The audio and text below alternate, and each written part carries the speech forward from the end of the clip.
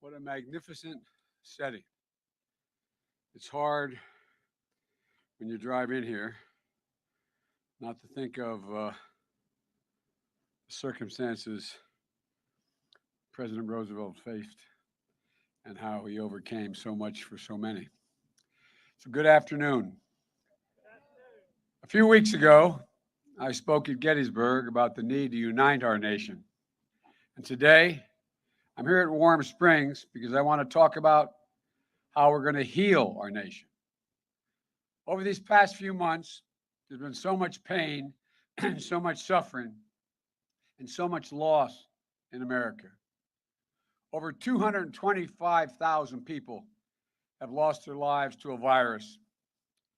Many of those lives lost in the cruelest way possible, alone, alone, alone in a hospital room, alone in a nursing home, no family, no friends, no loved ones beside them in those final moments.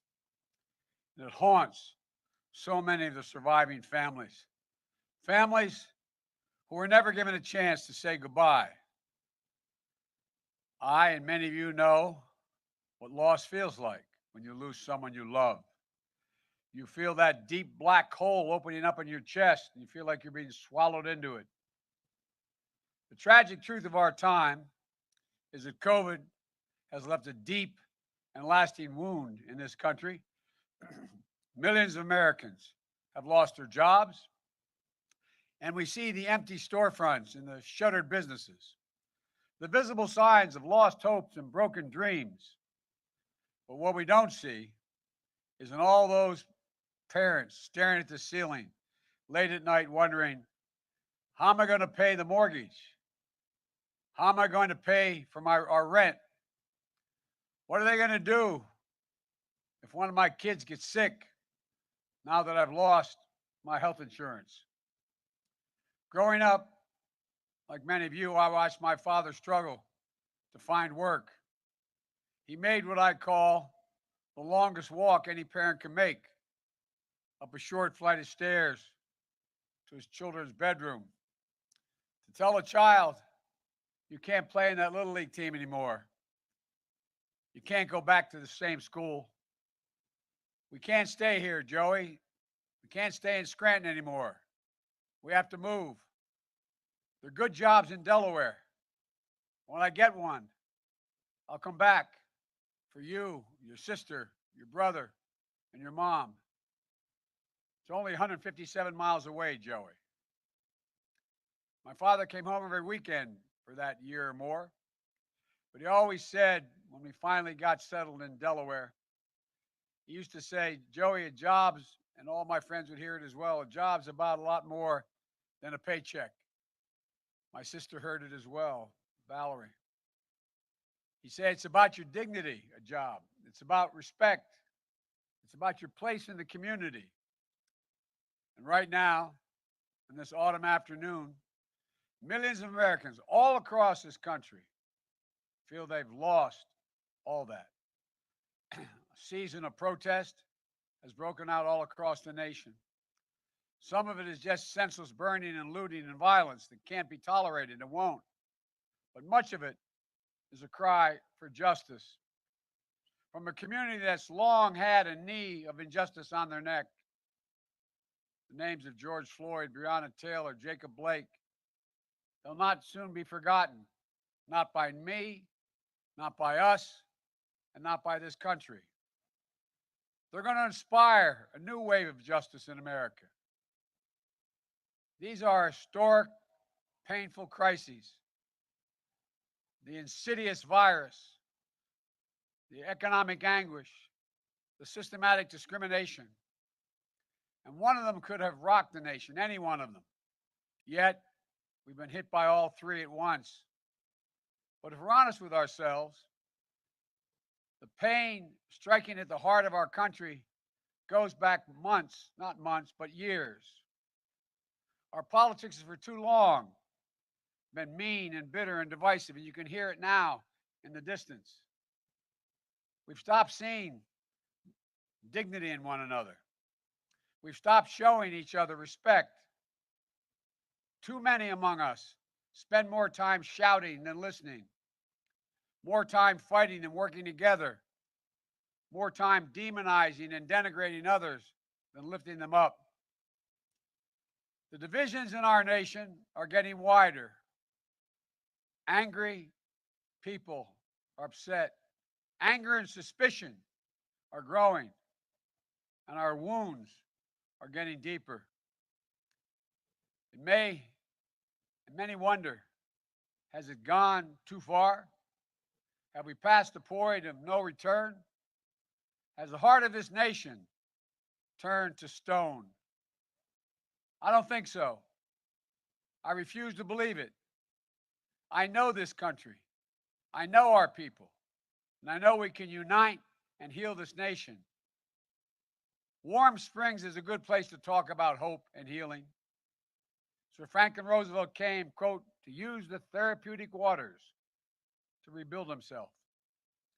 Stricken by polio, the polio virus in 1921, he suffered from paralysis. Like many other Americans of those pre-vaccine decades, FDR longed to live an independent life, a life that wasn't defined by his illness. To him, and to so many others facing physical challenges, Warm Springs offered therapy for the body, and I might add, and the soul. But it offered something else as well. FDR came looking for a cure, but it was the lessons he learned here that he used to lift a nation. Humility, empathy, courage, optimism. This place represented a way forward, a way of restoration, of resilience, of healing. In the years that followed, FDR would come back to Warm Springs often to think about how to heal the nation and the world. And that's exactly what he did, lifting us out of a Great Depression, defeating tyranny, saving democracy. And then it was here, on April 12th, 1945, that President Roosevelt died, a casualty of war as surely as any who fell in combat. And the free world mourned. American leaders wept. Maybe even more important was the reaction of the American people. Naval Chief Petty Officer Graham Jackson, a black man, cried as he played his accordion in tribute to FDR not far from here. And the story's told that when Franklin Delano Roosevelt's funeral procession went by, a man collapsed in grief. And the neighbor asked him, "Did you know the president?" The response was, "No," the man said, "but he knew me. He knew me." Few words better describe the kind of president our nation needs right now. A president who is not in it for himself, but for others. A president who doesn't divide us, but unites us. A president who appeals not to the worst in us, but to the best. A president who cares less about his TV ratings and more about the American people. A president who looks not to settle scores, but to find solutions. A president guided not by wistful thinking, but by science, reason, and fact. That's the kind of president I hope to be. I'm running as a proud Democrat, but I will govern as an American president. I'll work with Democrats and Republicans. I'll work as hard for those who don't support me as for those who do. That's the job of a president, a duty of care for everyone. This place, Warm Springs, is a reminder that though broken, each of us can be healed. That as a people and a country, we can overcome this devastating virus. That we can heal a suffering world. And yes, we can restore our soul and save our country. In his last hours, President Roosevelt was at work on a speech to be delivered the next day. In it, he was to say, quote, today we must cultivate the science of human relationships, the ability of all people of all kinds to live together and work together in the same world at peace, to live together and work together. That's how I see America.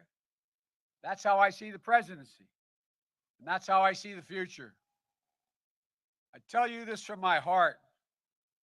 I believe America in an America of hope, not fear, unity, not division, love, not hate.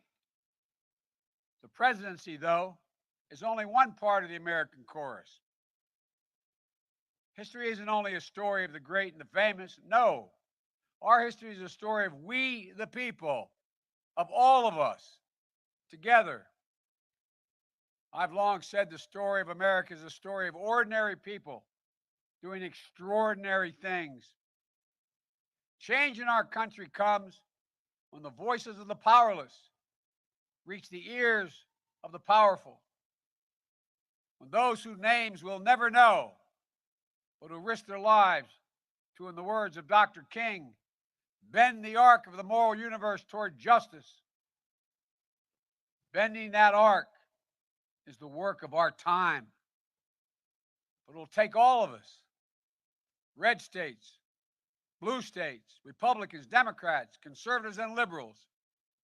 And I believe from the bottom of my heart we can do it. People ask me, why are you so confident, Joe? Because we are the United States of America. There's nothing the American people can't do and been unable to do when we put our minds to it. The news of Franklin Delano Roosevelt's death went out on the wires. An editor in Chicago turned to his colleagues and said, clear the decks for action. So I say to you today, if you give me the honor of serving as your president, clear the decks for action. For we will act. We will act on the first day of my presidency to get COVID under control. We'll act to pass my economic plan that will finally reward work, not wealth in this country. We'll act to pass my health care plan to provide affordable, accessible health care for every American and drug prices that are dramatically lower. We'll act to pass the Biden climate plan, meeting the challenges of a climate crisis while creating millions of good-paying, high-paying labor jobs. We'll act to address systemic racism in our country. We'll act to give working people a fair shot again in this country. And we'll act to restore our faith in democracy and our faith in one another. Today, we're facing a public health crisis of historic proportions. And with winter at hand, it's getting worse. Just last Friday, 83,000 new cases in one day. Saturday, another 83,000 cases. Nearly 1,000 people a day are dying. Another 200,000 deaths are expected over the next several months. And the president keeps telling us not to worry. He keeps telling us we're turning the corner, is his quote.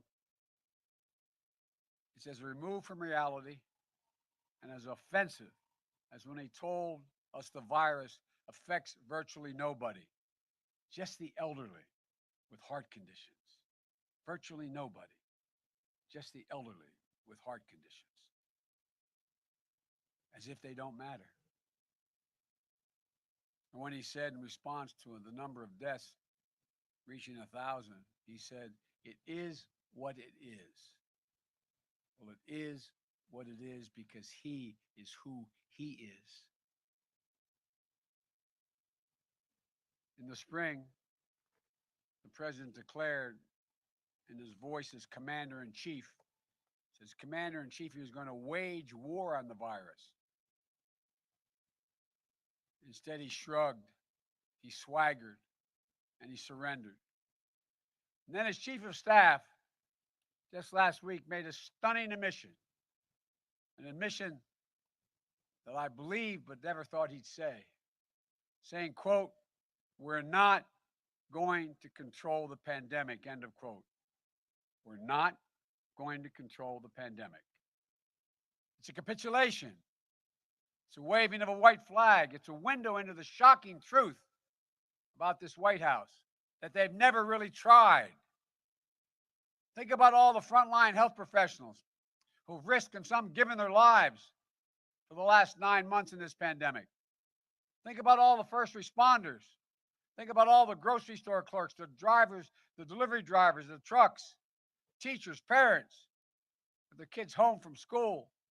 Think about all those who've lost their jobs. Think about all those who have been infected by the virus.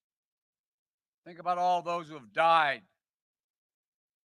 They were giving their all while their president was giving up. Well, I'm here to tell you, we can and we will control this virus. As president, I will never wave the white flag of surrender.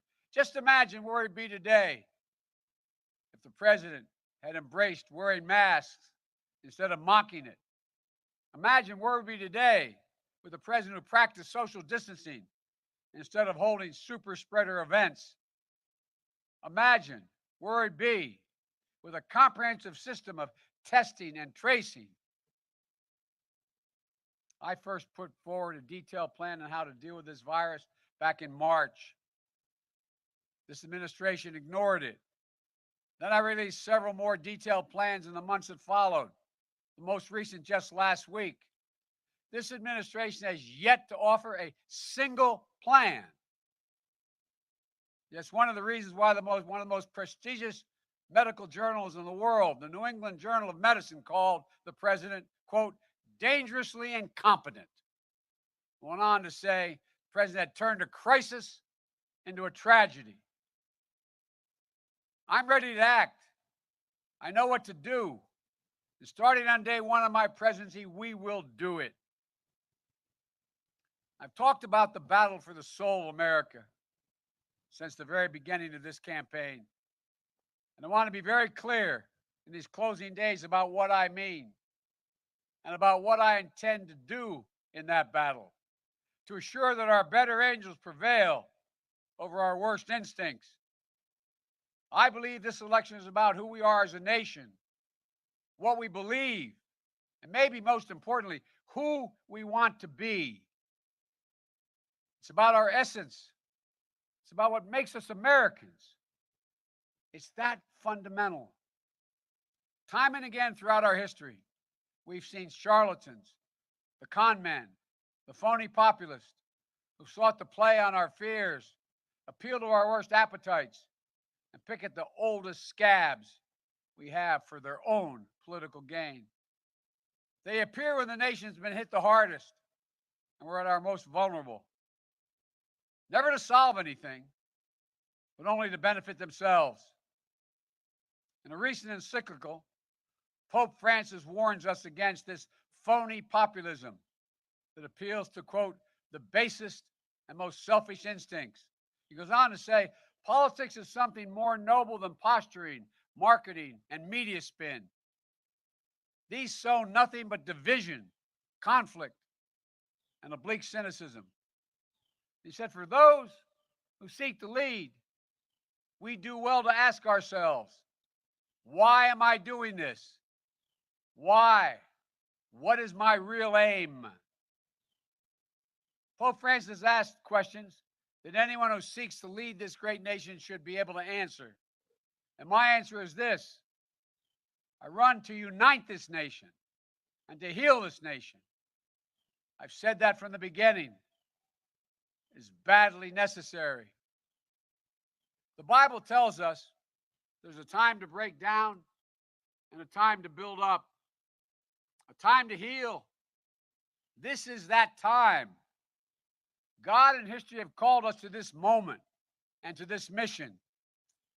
With our voices and our votes, we must free ourselves from the forces of darkness, from the forces of division, and the forces of yesterday, from the forces that pull us apart, hold us down, and hold us back. And if we do so, will once more become one nation, under God, indivisible, a nation united, a nation strengthened, a nation healed. That is my goal. That is why I'm running. That is what we must do. Thank you all for being here. And may God bless America, and may God protect our troops. Stay safe and wear your mask.